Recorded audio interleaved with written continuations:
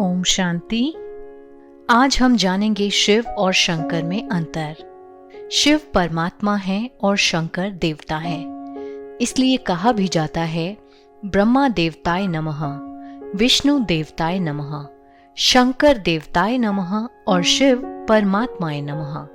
शिव रचयिता है अर्थात पिता है। शंकर उनकी रचना अर्थात उनके पुत्र हैं। दोनों का नाम अलग है, दोनों के स्वरूप अलग हैं।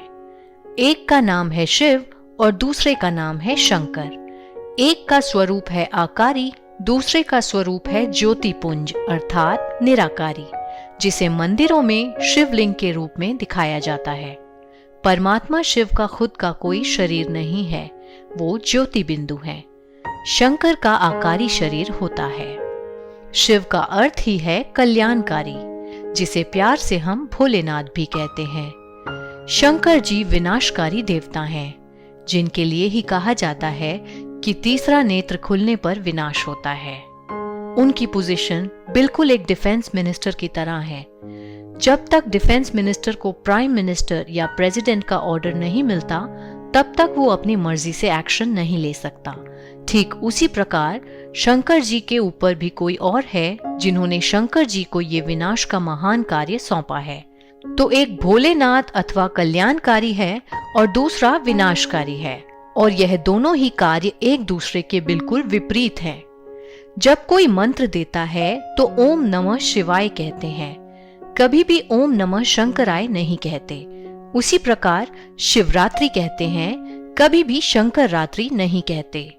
शंकर जी को कैलाश पर्वत पर हमेशा ध्यान मुद्रा में दिखाते हैं। यदि वे खुद ही भगवान हैं, तो वो किसका ध्यान करते हैं? शंकर जी को एक गृहस्थी के रूप में दिखाया जाता है और पूरा परिवार मिलकर के शिवलिंग की उपासना करते दिखाए जाते हैं, अर्थात सारा परिवार मिलकर परमात्मा शिव को ही याद करते हैं। इसके अलावा सभी देवी देवताओं का जन्म दिखाया गया है, जबकि ब्रह्मा, विष्णु और शंकर की उत्पत्ति दिखाते हैं प्रकाश से। तो क्या है ये प्रकाश? प्रकाश अर्थात परमपिता परमात्मा शिव। भारत में चारों दिशाओं में 12 ज्योतिर्लिंगम दिखाए जाते हैं।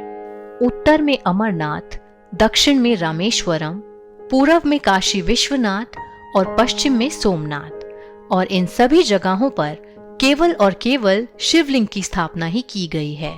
यहाँ शंकर की मूर्ति कहीं भी नहीं है।